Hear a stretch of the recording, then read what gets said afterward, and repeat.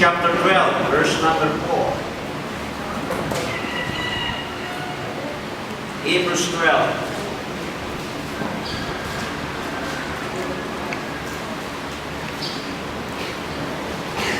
Sabi po dito sa verse 4 hanggang verse number 8, basahin ko po.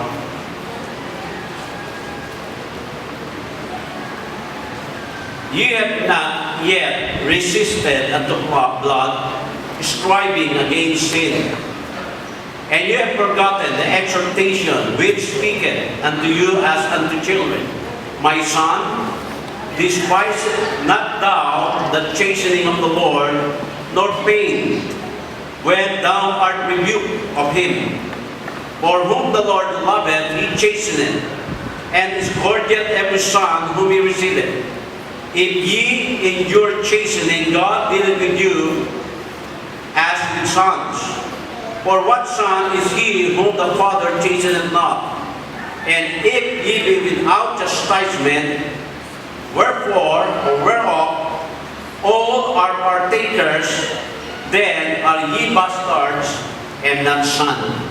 Una po, mga kapatid, what does sin do to a Christian? Number one po, sin brings chastisement to Christian. Ang kasalanan po, mga kapatid, ay nagdadala ng pagpapalo sa mga mananampalataya. Amen? Sabihin, kung ikaw ay mananampalataya na ikaw ay ligtas, ikaw ay tumanggap na kay Kristo sa iyong puso, nagpahayag ka ng iyong mananampalataya sa tubig ng bautismo, naging miyembro ka po ng Bible Baptist Church ng Marilao, ibig sabihin, mga kapatid, ikaw ay anak ng Diyos.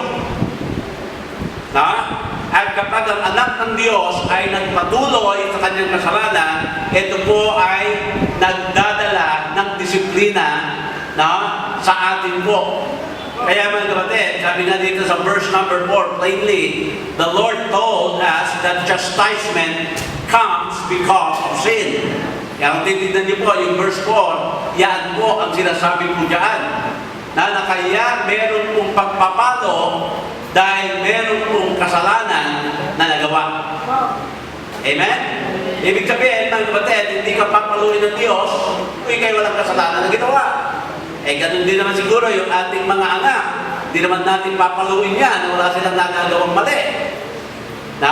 Alam niyo po, sa mga panahon natin ngayon, ang kasalanan, ang tawag ng tao, mistakes. Pero sa Bible, sin is always called sin. Amen? Hindi po nababago yan. Verse number 10, tignan natin.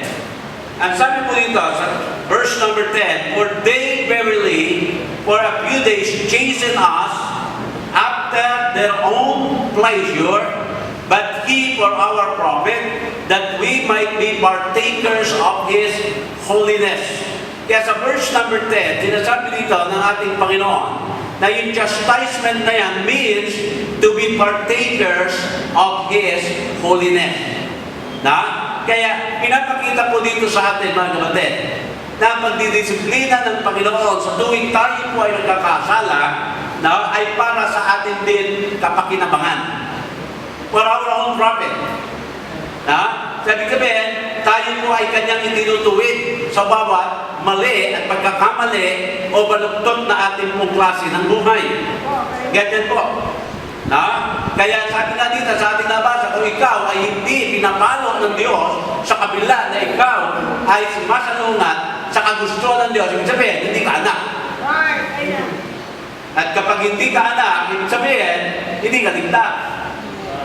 At pag hindi ka ligtas, isa lang ang ibig sabihin niya, hindi ka po pupunta sa langit.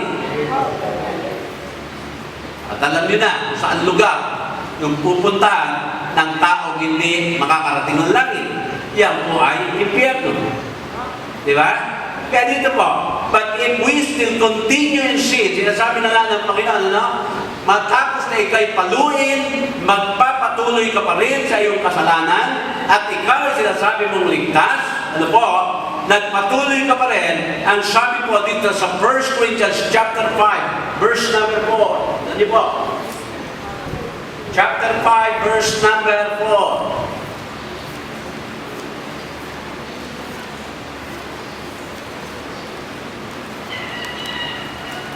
5:4. In the name of our Lord Jesus Christ.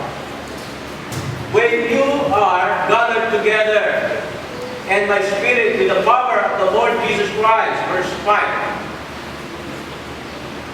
to deliver such an one to Satan for the destruction of the flesh, that the spirit may be saved in the day of the Lord Jesus. Ano po ang sinasabi ng ating Panginoon dyan? Ang isang mananampalataya, matapos na siya ay disiplinahin ng Panginoon, nagpatuloy pa rin sa kanyang kasalanan. Ang sabi diyan, siya po ay ibabiyahin na kay Satanas. For the destruction of the flesh. Amen? Pero sabi diyan, that the spirit may be saved in the day of the Lord Jesus. Sabi sabihin, yung iyong espiritu, ligtas. Hindi pwedeng galawin ni Satanas. Pero yung ayong katawang pisikal, pwedeng galawin ni Satanas. Amen? So sa madaling sabi, na ang kasalanan, hindi po dapat natin ito binabaliwala. Na hindi natin ito basta-basta na we treat ito pong sin very lightly sa ating pong Christian life. Yung sinasabi dyan sa 1 Corinthians chapter 5 na yan, it is all about a premature, mga kapatid, na kamatayan ng isang anak ng Diyos na hindi na nagbibigay luwalhati sa ating Panginoon. Merong pangyayari sa Old Testament na kasi yung tabernakulo na yan, every time they over yung mga sacrifices mo nila ng Panginoon, meron pong yung fire coming from heaven, kinukonsume yung bawat handog po nila yan. Kaya nandun daw sa brazen altar po na yun, naghandog sila ng baka, ikukonsume yan, may apoy. Ibig sabihin, yung kanilang offering was accepted by the Lord. Tapos daw sa Holy Holies, parang may cloud po dyan na tumataas, na ang tawag po dyan ay yung Shekinah glory. Na nandoon yung presensya ng Panginoon, nakikita po nila yan. Mula sa labas ng tabernakulo. But there was a time that the glory of the Lord departed, dahil po sa katigasan ng ulo ng mga Israelitas, nawala yung glory ng Panginoon. Na natinawag po yan, ikabud. Meaning, the glory of the Lord departed. Amen? Kaya po ay maaaring mangyari sa ating church. Na ang glory ng Panginoon ay aalis dito sa atin, na magiging ikabud po tayo pag ating pong binabaliwala ang pagpapalo ng Panginoon sa bawat kasalanan na gagawa natin. Amen? Nalala niyo po, sa taong umaasa lamang sa pakapangyarihan at pagpapala ng Diyos, napakalaking bagay ang mawala ang glory ng Panginoon sa atin. Ayaw natin magiging kabud, mga kapatid. Diba? Sa ibig sabihin, kung ayaw mo magiging kabud, then, na lumayo ka sa kasalanan, avoid sin in your life. Amen? Alam niyo po, minsan tayo, hindi naman tayo nagkakasala na hindi natin alam kasalanan yun eh. Actually, we commit sin willfully. Amen? Willfully, mga kapatid. Alam mo na yan ay mali, pinapasok mo. Hindi maaari sabihin mo, naku, nagulat na lang ako, mali pala itong ginawa ko. Hindi po, alam mo na yan. Bakit po, mga kapatid? Una, meron ka salita ng Diyos na nagsasabi na mali iyon. Yes, amen. Amen? Pangalawa, meron kang banal na espiritu na ikukonbig ka Correct. sa kasalanan. Amen. Sabi-sabihin, hindi po natin po pwedeng inahilan, hindi ko alam ng mali na mali yun. Hindi po, mga kapatid, na walang maniniwala po sa atin sa ating sasabihin na ganoon. Kaya dito po, mga example po ng mga Kristiyano na naka-experience po sila ng premature death. Na si Miriam po, yung kapatid, itong si nila Moses. Di ba? Nag-rebellion kay Moses at oppose po yan, and he was smitten, smitten with leprosy. Nagkaroon po siya ng ketang and later on namatay dahil po sa pagkontra niya sa kanyang leader. Hindi lang leader, kapatid niya pa. Amen? Si King Hosea, ganun din. Yung kanya pong in-intrude o pinasok po, yung priest office. Ibig sabihin, hindi siya dapat naroon, nakialam siya, pumasok din doon, ano ang nangyari? Nagkaroon din siya ng leprosy. Na later, namatay. Ananias and Sapphira, na they lied sa Holy Spirit, then they died immediately doon po. Kaya mga kapatid, tingnan nyo, yan po yung sinasabi dito po sa 1 Corinthians chapter 5, verse 5, na i-deliver tayo kay Satan for the destruction of the flesh. Amen? Ibig sabihin, pag tayo po'y magpapatuloy sa kasalanan, ang ginagawa natin yung self-destruction. Amen? Siguro alisin nyo na yung blackboard na yan. Total wala ng araw.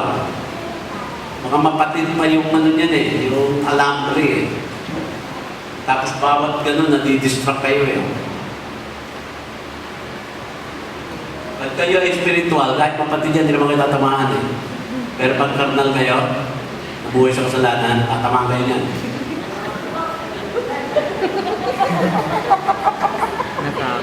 Parang yung isang pastor, nanalangin. Sabi niya, Panginoon, nakikita mo po ang puso ng bawat isang Kristiyano na narito. Dalangin po yung mga hindi nag-o-offering. Sana po mabaksakan ang ceiling fan. Hindi na ganun pa. Totoo to. Nanalangin. Pastor Joey Guerrero, ganun manalangin yun Sana raw mabaksakan ng ceiling fan yung mga hindi nag-o-offering.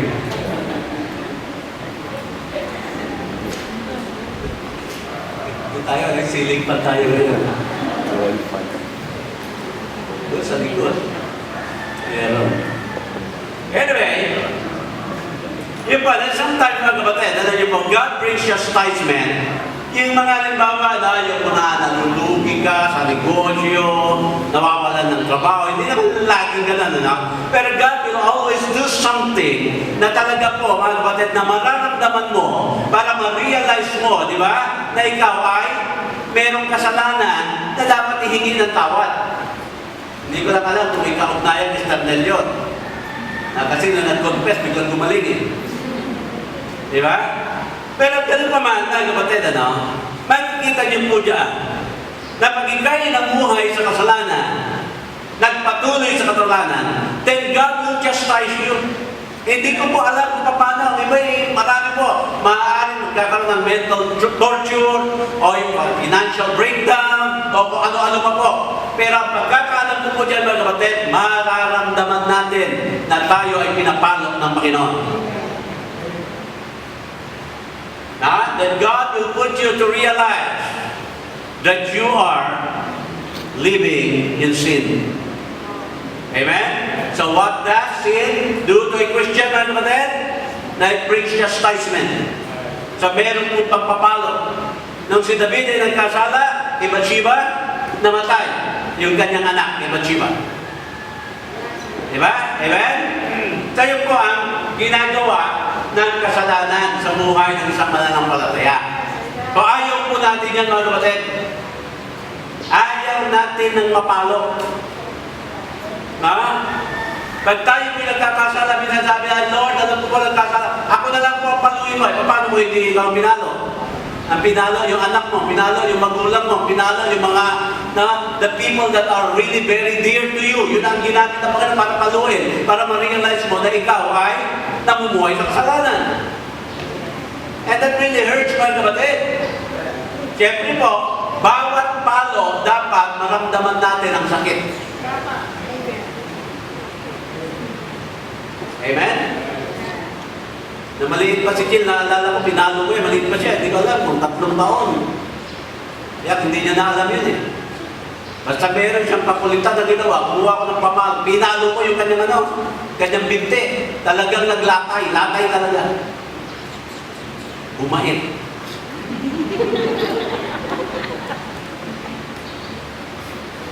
Amen? Amen?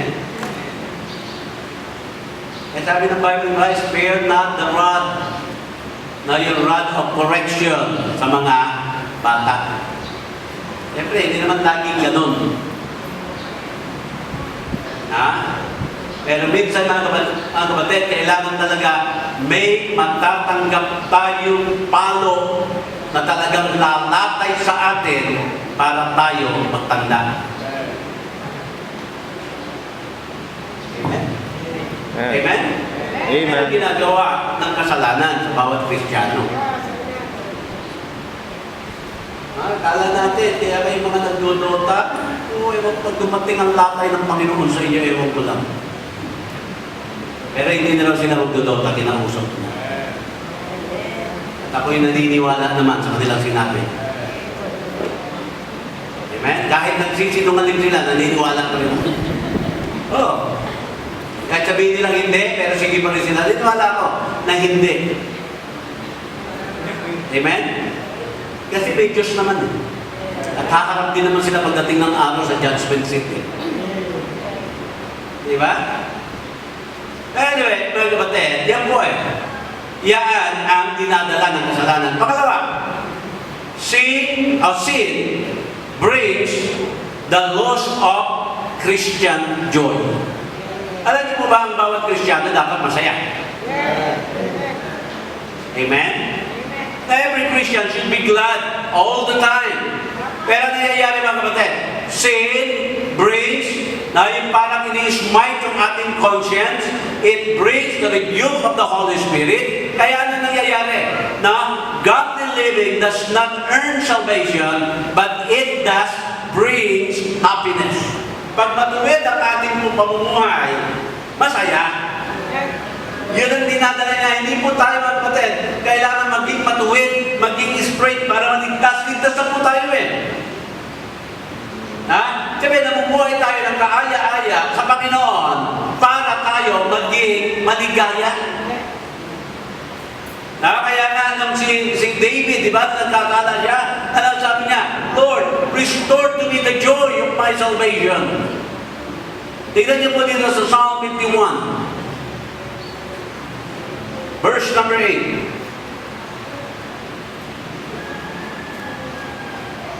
Make me to your joy and gladness, that the bones which thou hast broken may rejoice.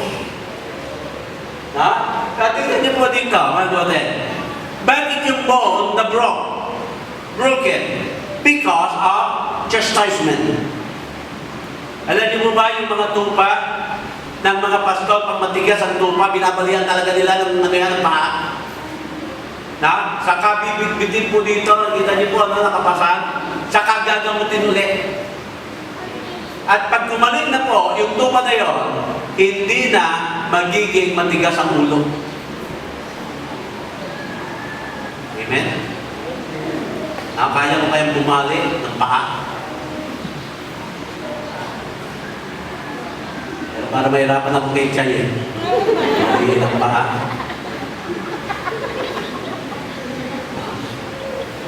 Kaya hindi ko nababaliin, mahirapan ako eh. Pero yung mga payat, pwede natin baliin. Kaya mababalian ko to. Ito mababalian. Ako daw babalian. Diba? Amen? Amen?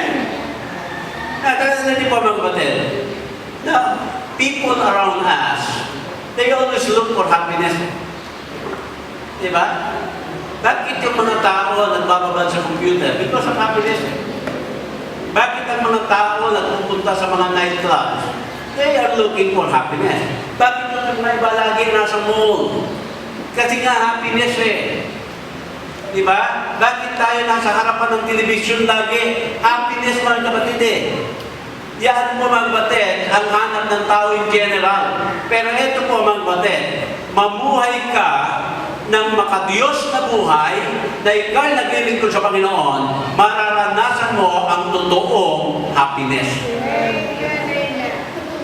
Kasi kung sa mundo natin hanapin ang happiness, dapat isa po sa mga isinulat ni Haring Solomon na natagpuan niya ang happiness sa kamunduan. Pero sabi niya, no?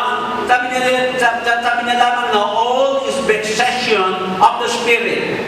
Walang kabuluhan. Yan ang sabi niya.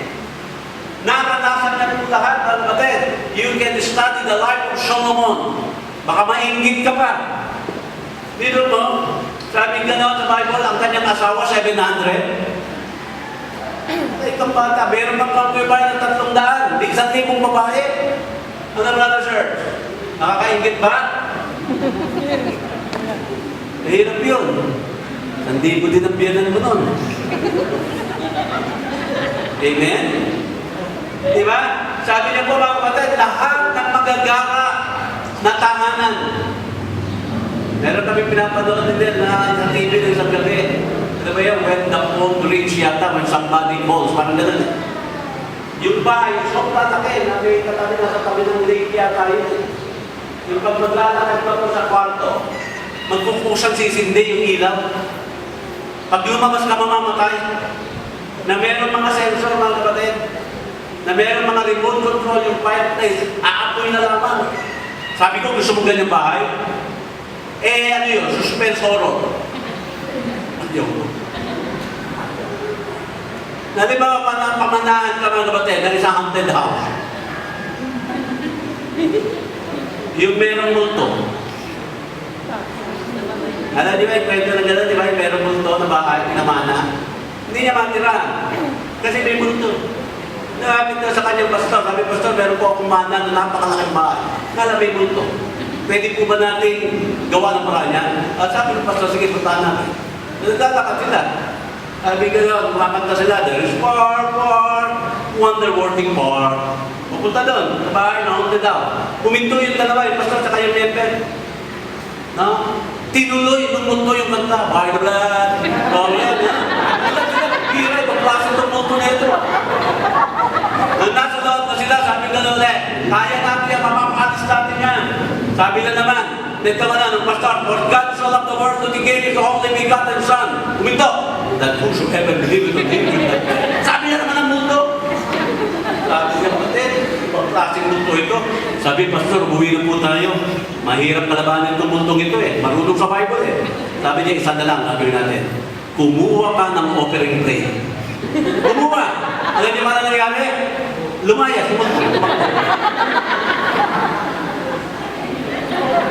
Kaya sa church, yung mga ayaw ng offering, kulto. Amen? So, ang buhay, mga kapatid, ng Kristiyano, dapat masaya. Lagi niyo pong aalalahanin. Remember this, Christian, mga kapatid. Sin never made anybody happy. Yes. Ang kasalanan po, mga kapatid, kailanman hindi nagbibigay ng happiness sa isang mananampalataya. Tingnan natin sa Matthew 26, verse 75. Matthew 26, 75. And Peter remembered the word of Jesus. So sinabi niya, no? I-deny mo ako. Which said to him, before the cock crowed, thou shalt deny me twice. And he went out and wept bitterly. Nung dininay niya si Christ, mga kapatid, then, ano po? The joy was taken away from the Apostle Peter. Kaya sabi niya, he wept bitterly. Amen? Kaya ganyan po ang nangyayari na sin brings the loss of Christian joy sa ating buhay. Gusto mo maging masaya? Tumayo ka sa kasalanan. Gusto mo maging malungkot at maging miserable buhay mo? Mamuhay ka sa kasalanan. Amen? Pangatlo, sin loses much of the blessed help of the Holy Spirit in the Christian life. Alam niyo po, maging ang banal na Espiritu minsan, hindi makakilos sa atin. Supposed to be, mga kapatid, tingnan niya, the Holy Spirit will guide us. Yan ang talagang trabaho niya. The Holy Spirit also, mga kapatid, ano po, will convict the world of sin. Kinoconvict niya tayo eh. Pero meron mga pagkakataon, mga kapatid, na ang Holy Spirit hindi po makakilos sa atin. Bakit? Nandoon na tayo sa kasalanan eh. Amen? Bakit natukso ng serpent si Eva? Diba? Bakit siya natukso? Unang-una, siguro, ito lang, na si Eva nasa loob na ng teritoryo ni Satanas. Amen? Isa pa, marahil si Eva, she already made up her mind na talagang gagalawin niya at kakainin niya. Yung pinagbabawal. So, ibig sabihin, mga kapatid, pag buong-buo na sa ating isipan, na gawin ang isang bagay na alam natin mali, maging ang banal na Espiritu, hindi ka kayang pigilan. Bakit? Buo na decision mo. Tingnan niyo po dito sa 2 Peter chapter 1, verse 5. 2 Peter.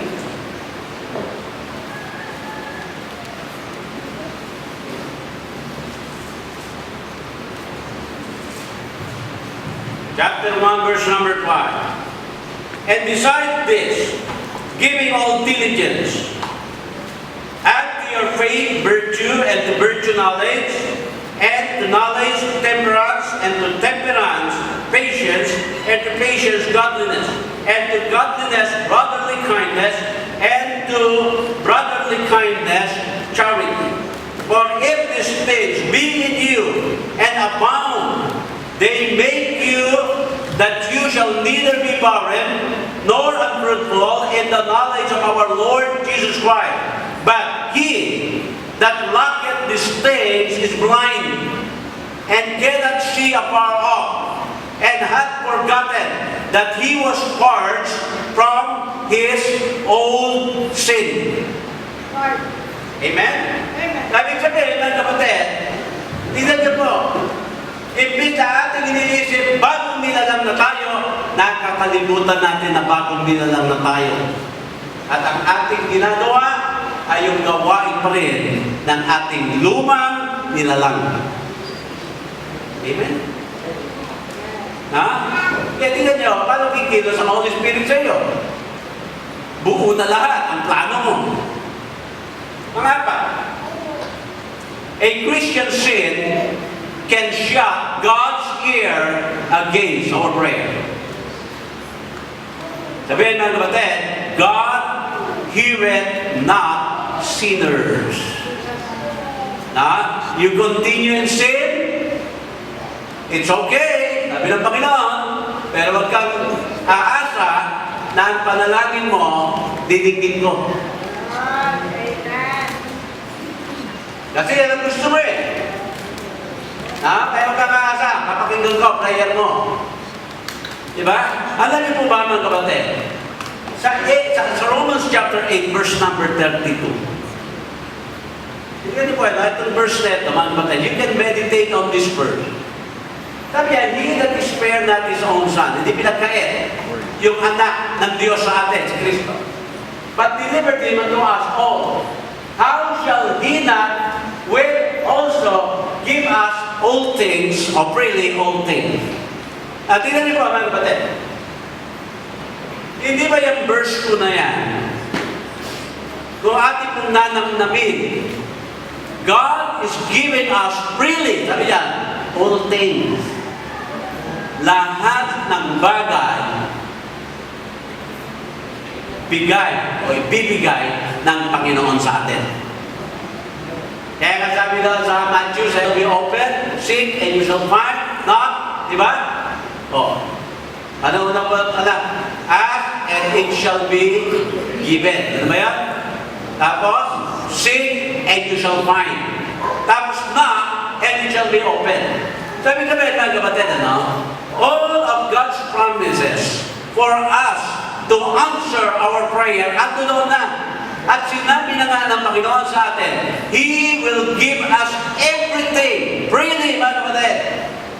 Ano ang gusto mo, Ferrari? Bibigyan ng Panginoon sa iyo. Bakit hindi?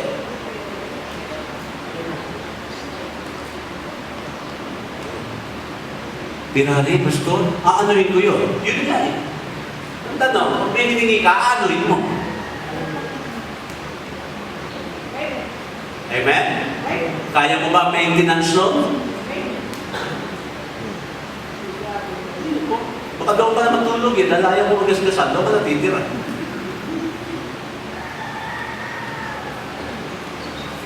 Pero kung nakapirari ka, pumunta ka sa Caltex, sabi mo, 500 nga, gasolina. Hindi nakakanta mo ng 500 na gasolina yun. Kulang pa pag in-start yun. Ini-start mo pala 500 pesos na. Kaya mga kapatid, pero dito po, ano ang ginagawa ng kasalanan sa atin? Well, sin will shut the ear of God sa ating mga prayer. Because God heareth not sinners. Amen? Oh. Kaya mga kapatid, warning po yan. Tingnan niyo pa dito. Sa Isaiah 59. Isaiah chapter 59. Ayan. Unahan ko. Tingnan na sa pagbubukas. Verse 1. Behold, the Lord's hand is not shortened, that it cannot be saved. Or cannot save. Neither is ear heavy, that it cannot hear. Yeah, but your iniquities have separated between you and your God, and your sins have hid His face from you, that He will not hear. For your hands are defiled with blood, and your fingers with iniquity. Your lips have spoken lies, your tongue have muttered perverseness. None calleth for justice, nor any pleaded for truth. They trust in vanity and speak lies. They conceit mischief and bring forth iniquity. So, ano po ang sinasabi ko rito? Maliwanag na maliwanag mga kapatid. The only reason na tatakpan ng Panginoon ang kanyang tenga sa atin is sin. Continue in sin, then God will not hear your prayer. And if God will not hear your prayer, then God will not answer your prayer. Kaya nga, di ba, sabi ka noon, James, the effectual prayer of a fervent man, di ba, availeth much. Amen? So, ganyan ang ginagawa ko ng kasalanan. Maglima. Ano ba po? Sin, kapatid, may bring a curse upon our loved ones. Magdadala po ng sumpa po ito. Yung kasalanan ni David, nagkaroon po ng sumpa sa kanyang mga mahal sa buhay. Namatay yung anak niya kay Bathsheba. Si Amnon na anak niya po, mga kapatid, ni-rape yung kanyang sister, half-sister na si Tamar. Tignan niyo po magkapatid sa ama ni-rape yung kanyang kapatid. Si Absalom na paborito na anak nitong si David, mga kapatid, ano po, nagrebelde laban kay David, then later on, namatay. Sabi kami, dahil sa kasalanan ginawa ni David, nagdala po ito ng sumpa sa kanyang mahal sa buhay. Kaya mga kapatid, dapat po, yung sumpa sa ating lahi, napuputol At mapuputol lamang yan dapat sa ating henerasyon na nakakilala na sa Panginoon. At dapat yung sumpa sumpa o yung kasalanan na yan ay hindi na magpapatuloy. Pero pag tayo mga kapatid ay namuhay pa rin sa kasalanan, ang sumpa magtutuloy pa rin sa mga susunod na generation. Dapat sa atin po titigil na yan eh. Na ang tawag ng Bible dyan, alam nyo ano? Yan in the sin of our forefathers. Inaanin natin, di ba sabi po ng Bible mga kapatid, na yung sumasamba sa Diyos-Diyosan, sila po ay parurusan from third and fourth generation. Sabihin na yung sumpa sa pagsamba sa Diyos-Diyosan, nagsasalin lahi. Nagsasalin lahi. Kaya nang dumating na dapat sa ating generasyon na tayo nakakilala sa Panginoon, dapat putol na po yan. Titigil na yan. Amen? Kaya mga kapatid, tignan niya, huwag lamang natin isipin yung ating sarili na nakagawa ng kasalanan at handa tayong harapin yung consequence niya. Hindi po, may mga susunod pa sa atin na hindi na yun. Na yan, no, na susunod sa atin ay aalihin ang kasalanan ating pong ginawa. Napakalungkot, di ba? Oh. Pero isang Sunday school teacher, siya po'y matapat. Nagturo po siya sa mga bata. At meron po magkakaibigan. Sila po ay 7 magkakaibigan. Mga Sunday school kid. Na sila po, every time, every Saturday, nagpupunti sila doon sa bahay ng kanilang Sunday school teacher. At doon po nagkakaroon sila ng meeting, mga kapatid. Na sila po ay nag-aaral, pinaghahandaan yung kinabukasan na gagawin po nila sa church. Ano po? Talagang very enthusiastic sila dyan. Na itong 7 bata na ito, nagkakaroon na po ng talagang napakagandang vision na sa gawain ng Panginoon. Dahil nga lang, pag wala na po silang magawa, ang ginagawa ng kanyang teacher, itong teacher na ito, yung Sunday school teacher, naglalabas siya ng baraha. Tapos tinuturo niya sa mga bata, parang yung katuwaan lang ba? Sabi niya, ito yung spade, ito yung flower, ito yung, ano pa ba yung mga ito, yung heart, ano pa ba yung isa? Diamond, yan. Ito yung king diamond, ito yung ace diamond. Tinuro niya. Then later on, they started, mga kapatid, not only knowing, nor identifying yung mga characters sa cards po na yun. Then later on, mga kapatid, medyo nag-ano na sila dyan. Naglalaki-laki na yun na. No? Then later on, mga kapatid, it turned to become a gambling. At yung mga bata ngayon, mga kapatid, naglaki yan, natuto ng magsugal. Then many years later, mga kapatid, yung mga bata yan, hindi na po nakita sa church. Nawala na. Nagkanya-kanya na sila, namuhay po ng makamundong buhay. Then one Sunday doon sa church na yon, merong isa pong lalaki po, kapatid, nakamukha ko na mahaba na yung mga balba, ang dumi-dumi, parang bahay na, ano daw, yung batang grasa na. Nagpunta po doon, nag-aate ng church.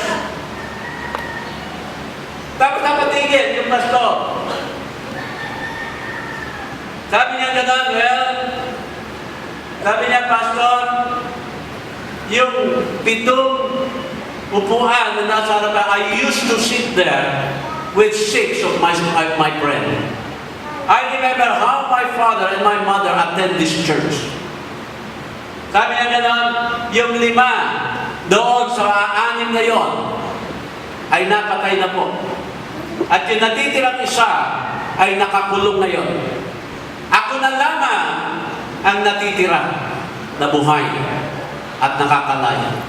Naging miserable yung aking buhay. Yan sabi niya.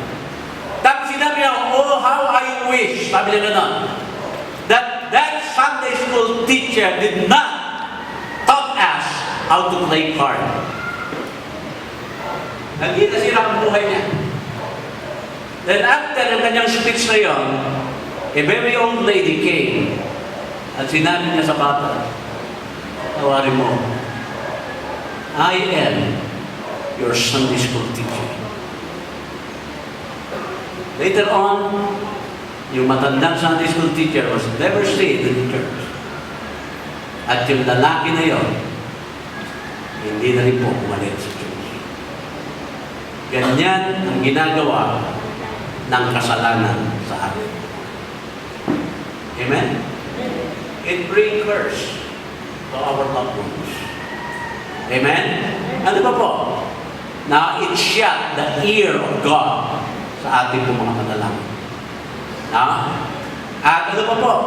Nawawala po ang tulong ng Holy Spirit na dapat maibigay sa inyo pag tayo po lumumuhay na sa kasalanan. Po, sin brings the loss of joy sa buhay ng mga Kristiyano. Siyempre po, sin always brings chastisement. Yan po ang ginagawa ng kasalanan sa atin. Shall we continue in sin that grace may abound? Sabi po ng Panginoon, God forbid. God forbid. Ayaw ng Panginoon. Kaya mga kapatid, I hope this lesson na what sin does to a Christian, mamulat po tayo. Tayo po natin.